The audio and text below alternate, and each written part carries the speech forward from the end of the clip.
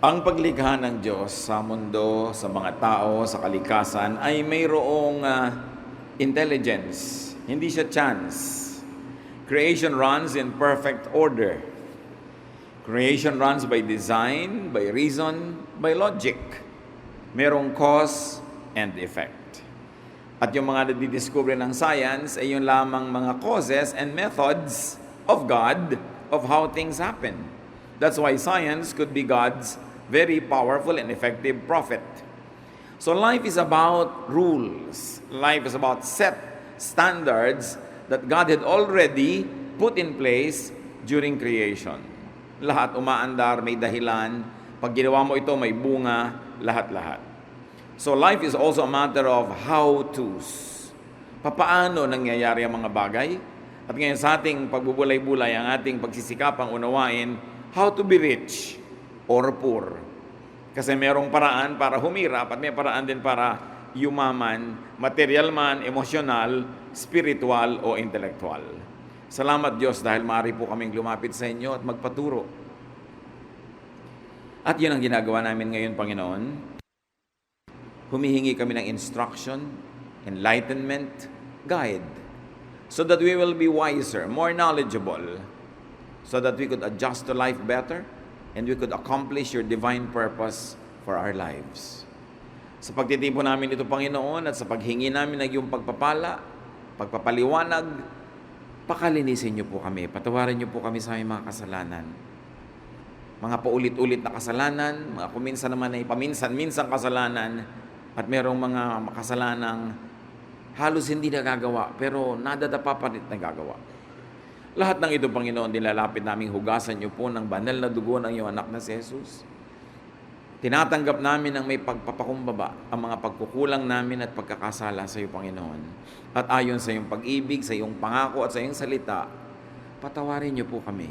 Linisin, bigyan ng kakayanan na maunawa ang iyong turo para ang buhay namin lalong umunlad at lalo naman kayong madakila sa mga detalye ng pamumuhay namin. So we ask you, Father, to be our teacher, our speaker. Kayo po ang siyang mangaral. Turuan niyo po kaming lahat. Gamitin niyo lang lingkod niyo na inyong kasangkapan. At nawa ang inyong magandang layunin para sa aming lahat matupad. Habang kami nagkakatipon-tipon sa iyong paanan, Panginoon, hinihiling din naming patuloy niyong basbasan, ingatan, iadya sa anumang gawa ng masama ang mga mahal namin sa buhay na hindi kasama ngayon. Samantala, turuan mo kami, Panginoon, na maging mapayapa, teach us to relax, teach us to focus on you alone so we can receive your blessings. In the name of Jesus, we commit to you everything. Amen. How to be rich or poor? We will be reading from the Contemporary English Version, Luke 19:11 to 27. For now, we will be reading 11 to 13. The crowd was still listening to Jesus as he was getting close to Jerusalem. Many of them thought that God's kingdom would soon appear. And Jesus told them a story. A prince once went to a foreign country to be crowned king and then to return. But before leaving, he called in 10 servants and gave each of them some money. He told them, "Use this to earn more money until I get back." Napaka-common na storya. Galing mismo sa bibig ng Panginoong Hesus ang kwentong ito, habang ang lahat ng tao ay ang pinag-iisipan ay yung darating na panahon, the kingdom of God coming. Now Jesus would tell them a story which is about very here, very now, very present, very immediate. So the people were focused on the appearance of God's kingdom, which is very much of the future, but Jesus tells them a lesson on how to live in the present system. Yung malayong pananaw ng mga tao, ipinako ng Panginoon sa here and now, sa ngayong buhay na ito, at hindi yung buhay na darating pa. At ito'y tungkol sa isang prinsipeng magiging hari. Apparently, this is a vassal king or a prince which is a part of a bigger empire that reported to a higher authority somewhere else, but he was going to that authority to be crowned king. So, he lives as a prince and comes back as a king. Now, he called in 10 servants, a very perfect number as an example, suggesting 10 types of people. And there was money given to each one of them. Iba-ibang amount. At ang bilin, this money should make more money. So pinagbibigyan niya ng mga kani-kanyang mga puhunan at sabi, paramihin nyo ito, kailangan ang ibinibigay ko sa inyo, pagbalik ko, marami na. So money is supposed to make more money. Nagkaroon tayo ng isang basic rule of economics, that money is supposed to make more money. It's not primarily for just spending or for saving, for keeping. It is for investment. It is for business. Luke 19:14. But the people of his country hated him, and they sent messengers to the foreign country to say, we don't want this man to be our king. Merong problema. As we have said, probably he was an appointed vassal king na nagre-report siya sa isang mas mataas pang hari, but the people did not want his kingship. It could be a symbol that they did not want his style, they did not want the way he ruled, his policies, his method, the way he conducted the affairs of the state. So they sent a delegation to the higher authority to express their dislike for this prince. Luke 19:15. After the prince had been made king, he returned and called in his servants. He asked them how much they had earned with the money they had been given. So in spite of the protestations of the people, this prince became king. Umalis siya prinsipe, bumalik hari na, mas malaki na ang otoridad, mas marami ng kapangyarihan, and there was accounting. Nagbilangan, there was auditing. Sabi niya, natatandaan nyo, binigyan ko kayong lahat ng pera. So ano na nangyari? Magkamagkano ang kinita nyo sa ibinigay ko sa inyo? Luke 19:16-17. The first servant came and said, Sir, with the money you gave me, I have earned 10 times as much. That's fine, my good servant, the king said. Since you have shown that you can be trusted with a small amount, you will be given 10 cities to rule. So yung servant number 1 na binigyan ng 10, whatever the unit, no? He earned 10 times as much. Naparami niya times 10. Binigyan siya tuloy ng 10 cities to rule. He was made a princeling or a duke or something. So, there was a great journey from being servant to ruler. Umasenso siya. Nung umalis yung prince, servant siya. Nung bumalik, naging ruler siya of 10 cities. Alam niyo, sabi ng Proverbs 12:24 tungkol dyan, work hard and you will be a leader. Be lazy and you will end up a slave. So another rule, to be a real leader, you must work hard.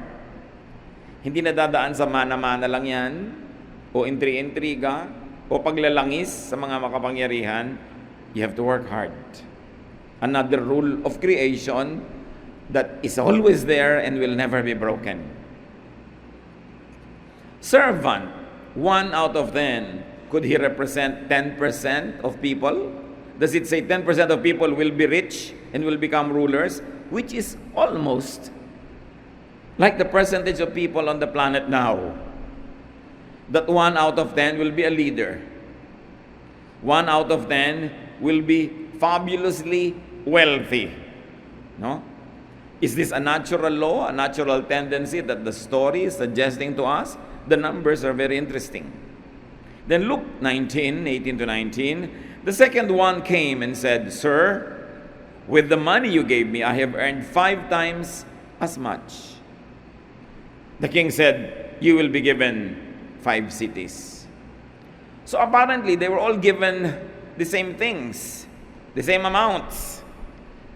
Man number 1 made 10 times more out of what was given. Man number 2 made 5 times more out of what was given. A poor one half, but nevertheless, a big amount. Naging times 5. So servant number 2 made 5 times more. He was given 5 cities to rule. Also, he was moved from servant to ruler.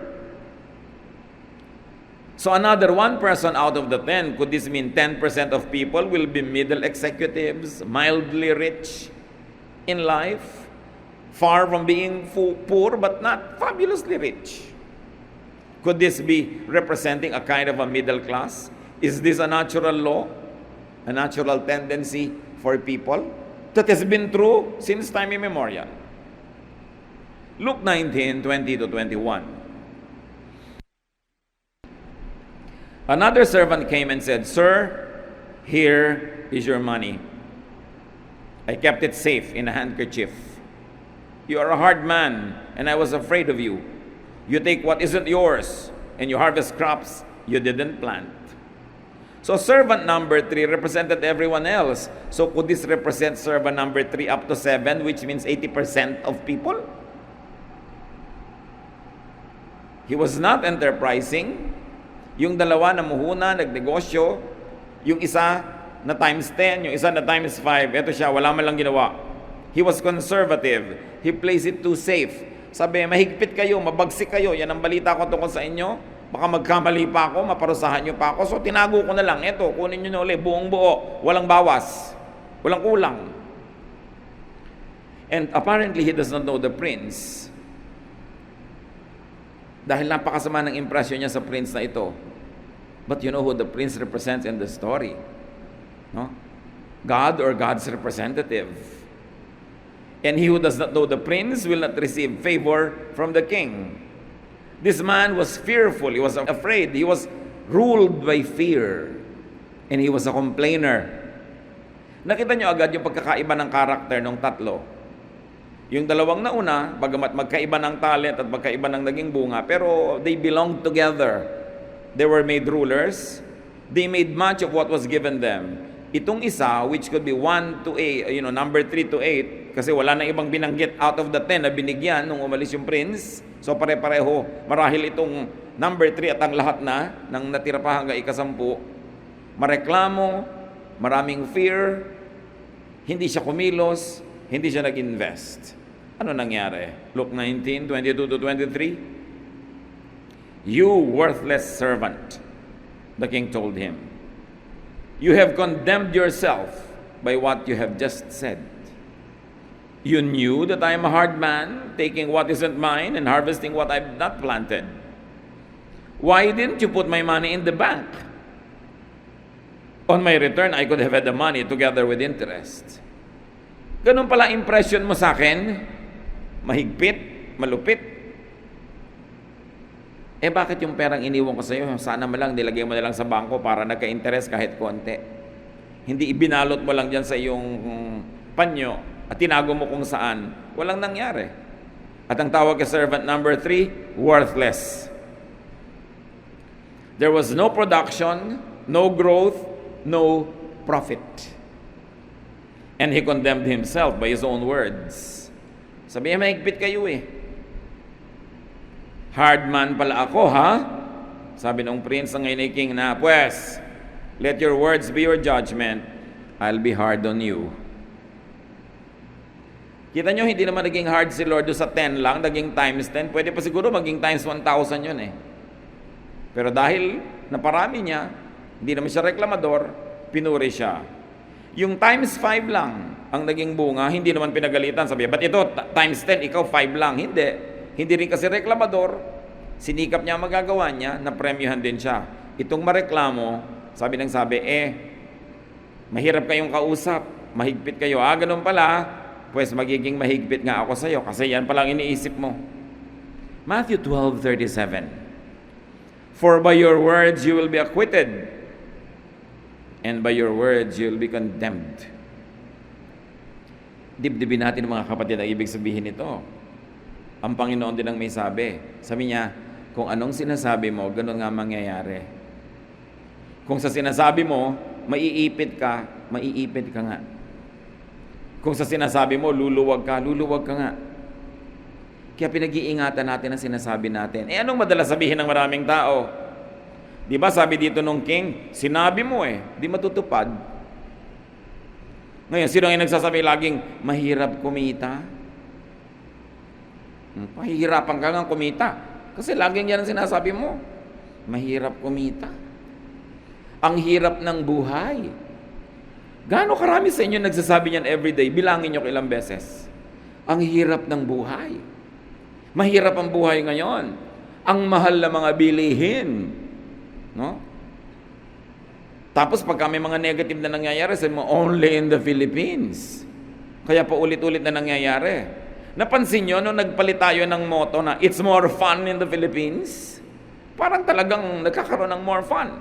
Bayad na lahat ang utang natin sa World Bank, nagpautang pa tayo ng $1 billion. Ngayon ang Pilipinas, mayroong $90 billion reserve at padami pa ng padami. We have become the investment darling of many investment houses around the world, and we were named as the fastest growing economy in Asia. Alam niyo ba yun? Sinabi lang natin, it's more fun in the Philippines. E pag sinabi mong madaling kumita ng pera, subukan nyo. Kasi sa kasasabi nyo bang mahirap kumita, lumuwag na buhay nyo? Sa karareklamo ba natin ang mahal ng bilihin, bumaba na nga o lumaki sweldo? We are condemned by the words we say. Lalo yung pesteng buhay to. Can you imagine, minura mo yung buhay mo? Diba? Ano mangyayari sa buhay mo? Yung asawa kong batugan, mga anak ko walang kwenta. Pag sabi ka ng sabi nun, sinabi na, by your words, you will be condemned. Eh kung ang basa ng langit dyan ay prayer, God answers prayer.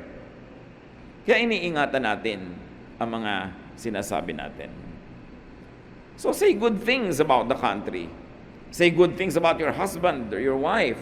Say good things about your children. Say good things about life. Because I'm sure that if you really look, you will not run out of good things to see. So tingnan natin kung ano yung mabuti, batiin kung ano yung maganda, purihin at kaibig-ibig, laging banggitin yung gusto nating mangyari sa buhay, hindi yung ayaw natin. Somehow there must be a change in the way energy flows into our lives. Balik tayo sa kwento. Luke 19:24-25. Then he said to some other servants standing there, take the money away from him and give it to the servant who earned 10 times as much. But they said, Sir, he already has 10 times as much. So yung binigyan ng puhunan A, naging times 10, yung puhunan B, naging times 5, itong puhunan C, 1 pa rin. Sabi niya sa mga katulong, kunin niyo itong 1 ito, ibigay niyo doon sa may 10. Sir, ang yaman-yamanan niya. At di ba yan ang reklamo ng maraming reklamado sa buhay? Ang yaman-yaman na may-ari ng company namin, bibili na naman ng kotse, siya na naman ang mayaman. Diba? Isipin niyo mga kapatid, kung itong mga reklamong ito lumalabas sa bibig niyo, so you will know which character to identify with. Kaya atin nyo na naman ibibigay yan, ganyan. Itong tindahan niya, nagka-branch na naman, dami na siya ng dami. Reklamo tayo ng reklamo sa mga umaasenso, no? Sa mga dumadami ang kabuhayan. Nabili na niya lahat ang bukid sa bayan namin. Kanya na lahat. Diba? Mga reklamong ganyan. Ang yaman-yaman na niya. It's a common complaint. Pero remember, ang nag-utos na ibigay yon doon sa mayaman na, yung character representing God. So huwag kayong magreklamo. Kung may pinapayaman, huwag niyong labanan, huwag niyong reklamuhan, kasi obviously may ginagawa siyang tama. Hindi man siya perfect, may ginagawa siyang tama at pinagpapala siya. Ba't kayo lalaban sa isang taong pinagpapala? Ba't kayo sasalungat sa taong may momentum, umaasenso, paangat, tapos paisibid-isibid kayo, pareklamo kayo, lalo kayong lalayo sa grasya. Luke 19:26-27, the king replied, those who have something will be given more, but everything will be taken away from those who don't have anything.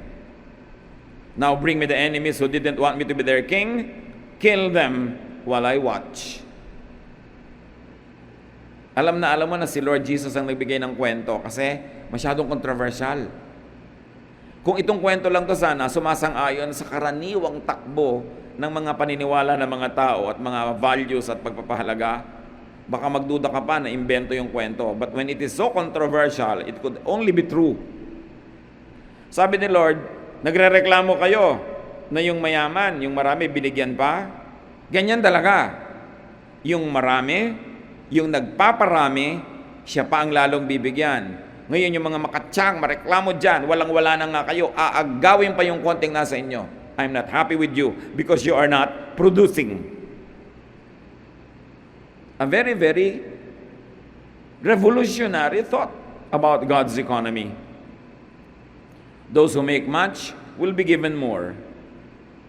At di ba totoo, yung mayaman, payaman ang payaman? Totoo naman who will deny it?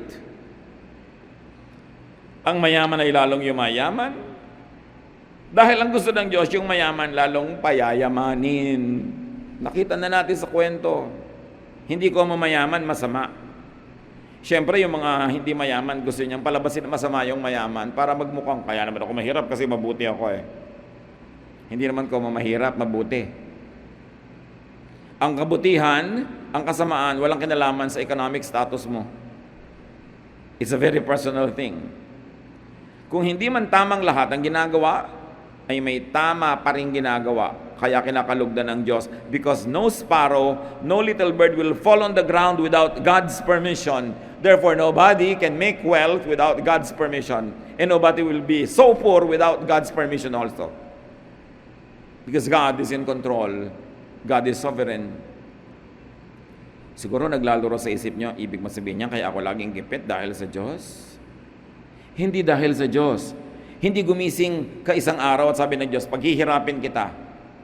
Ikaw papayamanin kita. No. Kita nyo sa kwento, lahat ng 10 tao representing 100% of the population, lahat binigyan. Kaya lang hindi lahat pare-pareho ang performance, nagkaiba-iba, kaya iba-iba ang gantimpala.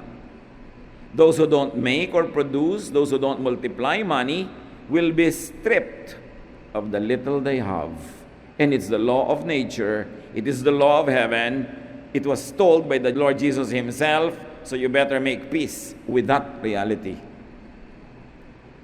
Ang mahirap ay lalong humihirap, ang mahirap ay lalong paghihirapin, dahil hindi ko mo mahirap, ay mabuti. Kung hindi man maling lahat ang ginagawa, ay mayroong maling ginagawa. Sasabihin natin, sisisihin pa ba natin yung mahirap dahil sa paghihirap niya? Ano yung kwento? Anong gagawin natin sa kwento? Itapon natin para maiba? Para mapasarap natin ang ating pakiramdam? Na siguro naman, wala akong kasalanan, kaya ako mahirap. Ayan na nga yung kwento. Ang atin ngayong malaking challenge, mga kapatid, alamin kung sino tayo sa 10 examples. Simplified into 3. Yung 1 na nagpa-10, yung 1 na nagpa-5, at yung 1 na 1 pa rin, walang ginawa, nabawian tuloy. Apparently, those people also represent those who don't like the king, meaning the king's way. But those who don't like the king's way will be condemned. So ayaw nyo ng pamamaraan ng king? Kung hindi tayo sumasang-ayon sa kwentong ito, parang tayo ay nasa kwentong ayaw din natin sumang-ayon sa king na yon. Sabi niya, kill them all before me, I will watch. Very, very revolutionary. It must jolt you, it must awaken you to realize where you stand, where I stand. Yung meron ng konti pero hindi pa pinayayaman, hindi pa pinalalago, hindi niya inaalagaan yung binigay sa kanya, mababawian. Sayang. Nakita nyo ba na may maangyayamang mga kumpanya nung araw, mga restaurant, chain of restaurants, o mga pabrika ng ganito, mga ganon. Tapos ngayon, wala na, kakaantok na yung restaurant nila, wala nang tao halos. Naghihingalo yung negosyo nila, samantalang nakakita na yun ng better days. Sino nagpabaya doon? Either yung mga magulang, hindi natin rin yung mga anak na paanda rin yung negosyo, o yung mga anak na lumaki na spoiled, nung sila na nagmana ng negosyo, na wala na. Meron naman na maliliit na negosyo nung mga magulang nila ang nagraran, tapos sa pa-asenso ng second o third generation. Marami mga ganyang kumpanya, marami mga restaurants ng araw, sikat na sikat, ngayon wala na. Naranasan na, i-maintain na lang. What happened? Lahat may chance. Lahat may natatanggap sa simula. Lahat binibigyan ng Diyos ng pagkakataon. You only start small. Katulad doon, kahit yung binigay natin, small lang naman Pero naging times 10. Yung binigay sa kanya, naging times 10. So siguro, dadami pa ng dadami yun exponentially. Lahat may chance. Ang daming mga taong nagdarahop, sasabihin, nagdarahop ako, mapait ang buhay ko, mailap ang tadhana, malas ako. Pero pag tingnan mo yung history, ba't ka walang trabaho ngayon? Natanggal ako. Ba't ka natanggal? Absent ako ng absent. Reklamo ko ng reklamo, inuuwi ko yung stapler, nahuli ng gwardya. May trabaho ka na, natanggal ka pa, tapos ngayon nagre-reklamo ka. Meron naman, ang tagal-tagal ko na sa trabaho ko, hindi pa ako umaasenso. Bakit? Inaaway ko yung supervisor. Matigas ang ulo ko. Nakikipagbabag ako sa kapwa ko manggagawa. Ba't ka nga ipopromote? Yun naman mga sobrang yayaman ngayon, nagsimula din sa konting-konti Pero every step of the way, mga tama ang ginagawa nila, kaya dumami ng dumami. Yun namang nanatiling wala, meron din, pero hindi niya naingatan yung binigay sa kanya. Meron nga, mas malaki pa yung bigay sa kanya. Natatandaan nyo sa elementary grade yung valedictorian, siya lagi ang honor, tambak-tambak ang mga medalya niya dito, tapos makikita mo 20 years from now, hirap na hirap sa buhay, ikaw no nabulok tutorian, ikaw yung mga inuutos-utosan ng teacher, binabato-bato ng eraser, meron ang asenso mo ngayon, because somewhere along the line, may mga ginawa kang tama, umangat ka. Siya naman, may ang laki na niyang edge, honor na, hindi pa minentain. Hindi naman lahat, kasi merong honor na tuloy-tuloy pa. Pero nag-iiba-iba ang nangyayari sa buhay natin, hindi dahil ayaw sa iyo ng Diyos, hindi dahil galit sa iyo ang Diyos, dahil mahal tayo lahat ng Diyos. Pero ano ang ginagawa natin sa ibinibigay sa atin ng Diyos? Bibigyan ka na ng Diyos ng asawang kay tinutino, pagtatakasilan mo pa, aapihin mo, ano mangyayari nun? Lalayas-layasan mo ang tinutino niya, tapos ngayon babalik ka, may sakit, matanda ka na, aalagaan ka pa niya na naman. Can you imagine the wastage, the time wasted, the love, the peace that was not experienced? Gagawin kang director halimbawa ng isang grupo, dance group, musical group, whatever group, tapos mamaya pakonti na ng pakonti yung mga tao doon, paubos ng paubos yung talent. Anong ginagawa mo? Surely may ginagawa ka. Maliban sa ginagawa din ng iba, sometimes they negate your effort, kinukontra ka, nilalabanan ka, pero nag-i-interact din kayo. Kahit mali ang ginawa niya, itama mo yung reaction mo sa kanya, tatama yun. What do we do with what God gives us? May chance ka na magnegosyo, tapos hindi ka tatao doon, ipagkakatiwala mo lang sa mga katulong na kinukupitan ka, o kaya hindi ganun ang malasakit, hindi ganun katalino, so hindi niya napapa-asenso. Pagbalik mo, paubos ng paubos yung stock, bayad ka ng bayad, walang benta hanggang mamaya may utang ka pa. What do we do? Kahit lang sa katawan natin, what do we do? Lahat tayo binigyan ng katawan. Meron ba sa inyo dyan? Kaluluwa lang? Wala, di ba? Lahat may katawan, so equal. Pero ano-anong pinagagagawa natin sa mga katawan natin? Makikita naman kung anong ginagawa nyo sa katawan nyo. Pag tinignan ka ba ng Diyos, malalaman niya, iniingatan niya ang kanyang katawan. Pero hindi ka kakain sa oras, kakain ka ng sobrang asin o asukal, hindi ka magpapacheck up, hindi ka magpapaayos, madidiscover mo na lang may malalakan ang sakit. Sino may kasalanan? Kung sasabihin, ay, ginanito ako ng Diyos. No, walang ginaganyan ng Diyos. Nung sinulat ng Diyos ang batas ng kalikasan, nung nilikha niya ang sandaigdigan, nakasulat na lahat. Wala nang personalan yan, aandar na yan mag-isa. Kahit ka paladasal, kahit ka relihiyoso, kung pinapabayaan mo ang iyong pagkain, magkaka-ulcer ka. Hindi na dadaan sa dasal yun. Kahit ka simba ng simba, sa ulo mo lahat ng Bible, hindi ka naglalaba, wala kayong maisusuot na malinis kasi hindi kayo paglalaban ng mga anghel. Nakasulat na lahat, nakatakda. Dapat lang alamin mo, how does nature work? Kristiyano ako, naglalakad ako sa gilid ng mataas na bubong, nadulas ako, mababasag ang bungukot, mamamatay ako, kahit ako Kristiyano. Missionary ako, nagpunta ako sa isang tribong kumakain ng tao, nahuli ako, kinain ako, hindi ako exempted kainin dahil missionary ako. Tinuka ako ng mga lamok na may mga malaria. Kahit ako maganda yung layunin ko na i-convert yung mga kaluluwa doon, mamamatay ako sa malaria because there is natural law. Paminsan-minsan, God makes a miracle and breaks His own laws. Pero paminsan-minsan yun. Under normal circumstances, nature will take its course. Tamad ka, huwag kang umasang aasenso. May trabaho ka na, pala absent ka, pabaya, huwag kang umasa magkaka-increase. Baka matanggal ka pa. Mataas na yung pwesto mo, i-demote ka pa. Kasi hindi ba sabi, make him ruler of 10 cities kasi worth siya. Palagay nyo, pag nagro-rule ka doon at nagpabaya ka, magro-rule ka forever. No, babagsak ka doon because the laws had already been written. Kailangan tama ang ginagawa mo. It's like riding a bicycle. When you stop moving forward, you fall. Lahat ng ginagawa mo dapat forward ng forward. Asenso ka ng asenso. Kasi kung hindi, paatras ka. What do you do with what God entrusted to you?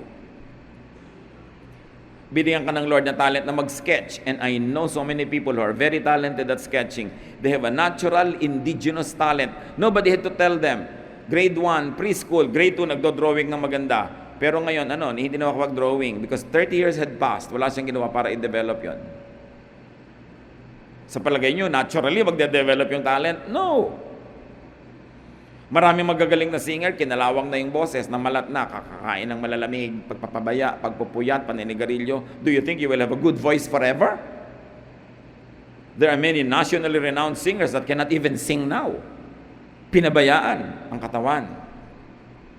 So dapat hindi lang pag binabalikan ka ng Diyos, na-maintain mo lang, dapat na pa-asenso. Di ba yung 1, na-maintain lang niya, ito yung binigay niyo sa akin, ito pa rin, walang bawas. At sabi sa kanya, hindi ako concerned na walang bawas. Ang gusto ko may tubo.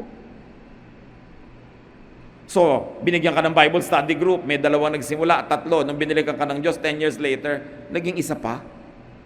At asawa mo pa yun, ha? So, walang growth. Sa palagay mo, bibigyan ka ng mas malaking grupo. Yun lang, hindi mo ma-manage. The principles in this story are so painfully true. Hindi mahirap makita. Imbes mainggit ka sa taong umaasenso, sabi mo, ano kayang ginagawa niyang tama? Anong ginagawa kong hindi tama? Ba't hindi ako umaasenso? 1, baka reklamo ka ng reklamo. Ayaw ng Diyos sa reklamador. Your own words will condemn you. 2, baka inggitera ka. Ayaw din Lord na inggit ka na inggit sa nangyayari sa kapitbahay mo. Ba't di mo asikasuhin yung buhay mo? Ayusin ang sarili mo, ayusin ang negosyo mo. Kahit anong gawin ninyo, hindi maiiba ito. Nakatakda. That's why malinaw na ikinuwento ng Panginoon. Nakakaawa ba yung wala na, babawian pa? Naawa ba yung Diyos dito? Hindi. So yung asahan, nakakaawaan ka dahil lang mahirap ka. Sabihin pa sa'yo, well, wala na ang awa-awa sa usapan. Ang point is, nagsikap ka ba? Ginawa mo ba ang dapat? Nagpakasipag ka ba? Nag-invest ka ba?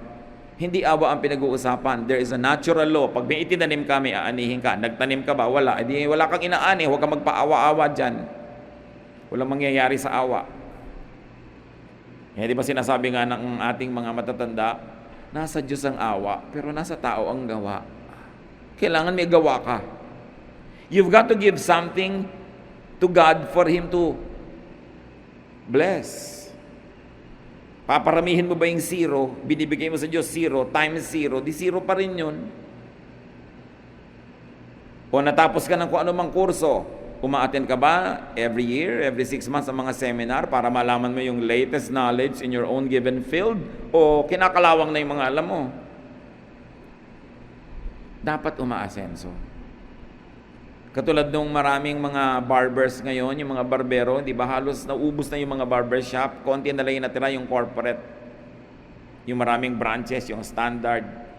Kasi nga maraming mga barbero, yung nalaman nilang gupit nun, hindi na nag-improve. Kwento pa ng kwento, kumisang bakit-bakit na yung likod mo dahil kwentong barbero, di ba? Walang technology, walang product development, walang bagong pag-aaral, so iniiwan sila ng mga taong gustong stylish. Namamatay yung industriya na yon unless you reinvent yourself, learn something new, because binigyan ka ng talent, paramihin mo. Importante yun. Yung iba, sisisihin pa yung mga kliyente. Maarte kasi kayo ng mga nagpapagupit ayaw na sa barbero. Yung may kasalanan pa ngayon, yung client. Lahat may chance. May chance ka, kapatid. Marami sa inyo, alam ko, you made so well sa mga chances na binigay sa inyo, Lord. I wish I could say the same thing for everybody, and I wish I knew more, the details about each one's life. But what I know is this: what you plant, you harvest. That's a biblical rule. Lahat yan pwede mangyari. Apply the lessons. Physically, materially, sa pera. Pero hindi lang yun Apply it spiritually also. Binigyan ka ni Lord ng isang verse, alam mo yun. What do you do with it? Dumadami ba yung alam mo? Dumadami yung application ng verse na yun? Binigyan ka ni Lord ng ministry, kung ano man yun.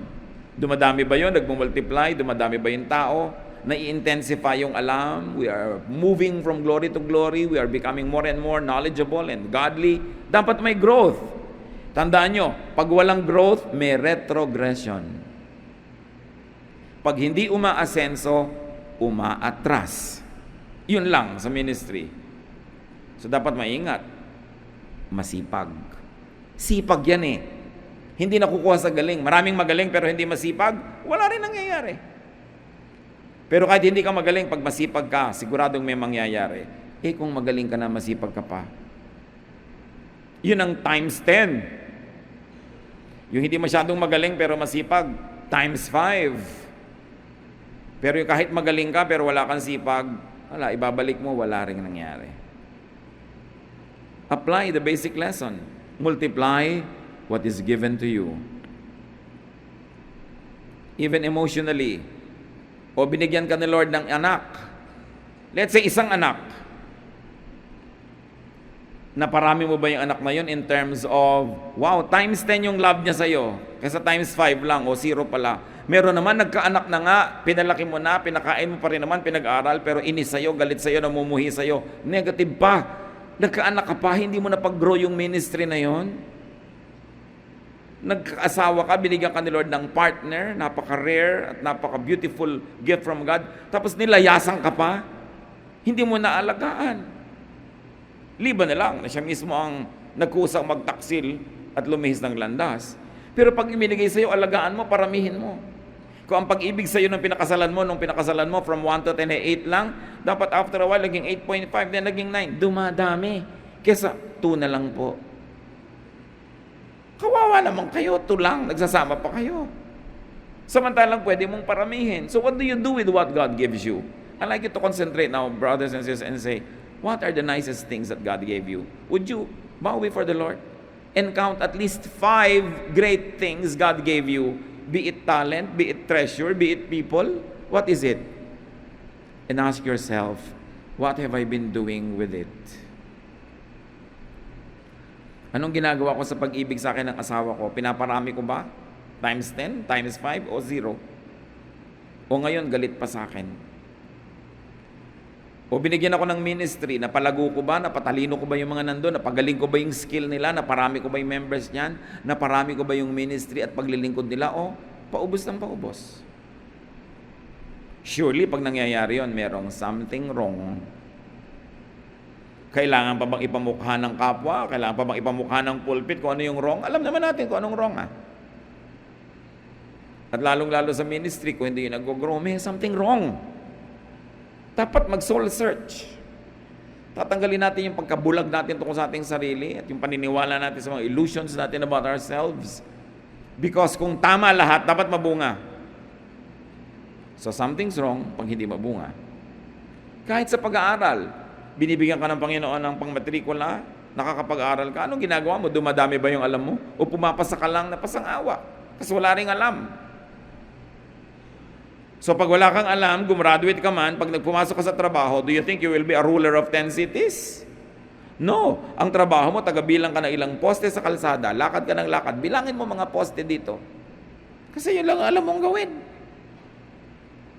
Ang tao hindi lang dapat gumagraduate sa school, dapat natututo.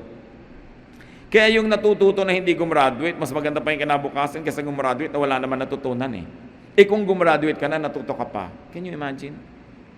Tayo ang nagwawaldas ng buhay natin. Tayo rin ang nagyayaman nito, nagpaparami, nagpapaunlad. Kanya-kanyang report sa Diyos, pero lahat binigyan. At lahat patuloy na binibigyan ng second chances. Ang Diyos naman, hindi ka ba sa i-judge kung bigla ka nagkulang? tanggapin mo lang pagkukulang mo, pagkakamali mo, bibigyan ka na naman yan another chance because God is good at giving second, third, fourth chances. Pero kahit bigay ng bigay sa'yo ang Diyos, lumalakad ang panahon. 7th chance na pala, pero grade 1 ka pa rin. Next year, 8th chance na, grade 1 ka pa rin. Sa palagay mo, sinong lugi? Diyos o ikaw? Ama namin, ituro niyo po sa amin kung bakit kami maunlad o hindi maunlad. Bakit kami maasenso o hindi maasenso? Bakit ang may asenso ng iba sa amin 10, yung iba 5, yung iba 0? Ipakita nyo sa amin, Lord, kung sa mga ginagawa namin, marami naman sa amin masipag, pero ba't hindi umaasenso? Anong dapat na gawing tama? O mas tama pa? At sa mga umaasenso, mabunga, kung hindi kami conscious, Lord, kung ano yung dahilan, ipakita mo sa amin para lalo namin pagbutihin at lalo kaming tumanaw sa inyo ng utang na loob. Turuan nyo kami na manatiling mapagpakumbaba kung pinagpapala nyo aming buhay. At tulungan nyo kaming huwag magreklamo kung nagkukulang ng pagpapala at huwag naming sisihin ang langit, ang kapwa, ang mga Hapon, ang mga Kastila, ang mga Inchik, ang mga kung sino-sino. Tingnan namin, Lord, kung ano yung personal na pananagutan namin kung ba't hindi kami umaasenso. Kung lagi na lang namin nakakagalit ang mga kasama at kaibigan, ipakita nyo kung anong mali naming ginagawa. Mismanagement of our human relationships. Kung lagi na lang na kami ang naiiwan ng mga promotion, lagi na lang kami ang hindi gusto ng kapwa, ipakita nyo what we're doing wrong. How we squander the good chances you give us. And for every blessing, O Lord, teach us to be thankful and to be charitable to others. Mga kapatid, magbulay-bulay tayo. Think of the 5 great things that you have received from God. And review right now what you do with those 5 things. Is it the talent to sing? Is it the talent to lead? Is it the talent to produce things, to be creative? What have you been doing in the last 6 months to improve yourself? What have you been doing in the last year, last 2 years? At kung wala tayong ginagawa, huwag tayo magtaka kung konti ang bunga. Panginoon, sa amin pong pananahimik, bigyan nyo kami ng karunungan na i-apply ang mga lessons ng kwentong galing sa iyong anak na si Jesus. Hindi lang sa pera, hindi lang sa hanap buhay, hindi lang sa material things, kundi pati sa aming emotional life, love life, social life, professional life, at higit doon, Lord, yung aming spiritual life. Na sa lahat ng bagay, binibigyan nyo kami ng chance, at yung ginagawa namin sa chance na yon ang bumubuo o sumisira sa amin. Teach us. Huwag tayong magmadali, magbulay-bulay tayo, pag-isip-isipan ng mga bagay na ito, and leave this hall challenged, enlightened, enriched, so that we become richer, better persons. Lord, lead us, teach us, as we still ourselves before you, as we remain silent to hear your voice.